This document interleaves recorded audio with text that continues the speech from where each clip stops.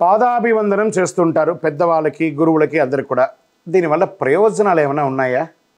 అంటే శుభకార్యాల్లో పెద్దల ఆశీర్వాదం తీసుకోవడం అనేది, చిన్నవారు పెద్దవాళ్ళకి నమస్కారం చేయడం అనేది ఒక ఆనవాయితీ.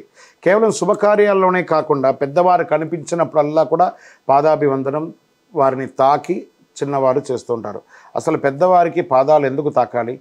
భారతీయ సంప్రదాయంలో పెద్దవారి పాదాలు తాకడం అనేది గౌరవ సూచకంగా చెప్పడం జరుగుతుంది. ఉన్న పురాతనంగా వస్తున్నట్టు ఇది. అయితే కొందరు అడుగులను అపరిశుభ్రంగా భావిస్తూ ఉంటారు. పాదాలు తాకడం వెనక ఎన్నో అద్భుతమైనటువంటి ప్రయోజనాలు అర్థమై ఉన్నాయి. పెద్దవారి పాదాలు తాకాలంటే మన అహంకారం వదిలి తల వంచడం, అది ఒకటి.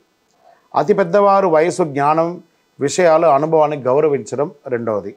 సాధారణంగా పెద్దవారి పాదాలు తాకినప్పుడు వారి ఆలోచనలు, స్పందనలు, వాటి నుండి వచ్చే పదాలు చాలా శక్తివంతంగా వారి దగ్గర నుంచి ఒక ఆశీర్వాద మంత్రం ఉంటుంది కాబట్టి వారికి లాభం. పెద్దవారి పాదాలను తాకడానికి నడుము వంచి కుడి చేతిని వారి ఎడమ కాలి మీద పెట్టాలి. అలా చేసినప్పుడు మన స్పానల్ కార్డ్ కూడా ఆరోగ్యపరమైనటువంటి ఉపయోగాలు కూడా ఉంటాయి. అలాగే ఎడమ చేతిని వారి కుడి కాలు మీద ఉంచాలి. అప్పుడు పెద్దవారి చేతులు మన మీద ఉంటుంది. ఇలా చేయడం వల్ల ఒక క్లోజ్ సర్క్యులేట్ అవకాశం వస్తుంది. ఆ సమయంలో వారి శక్తి, జ్ఞానం మనకు బదిలీ అవుతుంది.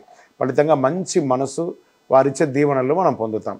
పెద్దవారు భూమి మీద నడిచి ఎంతో జ్ఞానాన్ని అనుభవించి సంపాదించడం వల్ల వారి పాద ధూళిలో కూడా మనకు ఎంతో జ్ఞానం దాగి ఉంటుంది. కాబట్టి మేము కూడా ఈ మార్గంలో నడిచి అనుభవాన్ని, జ్ఞానాన్ని పొందుతాము అని ఆశీర్వాదం పొందడమే సంప్రదాయానికే పాదసేవ అంటారు. దైవం మానుష రూపేణ అన్నారు. కాబట్టి పెద్దవాళ్ళకి నమస్కారం చేస్తే సాక్షాత్ ఆ పరమాత్మునికే నమస్కారం చేసినంత ఫలితం. విజయోస్తు.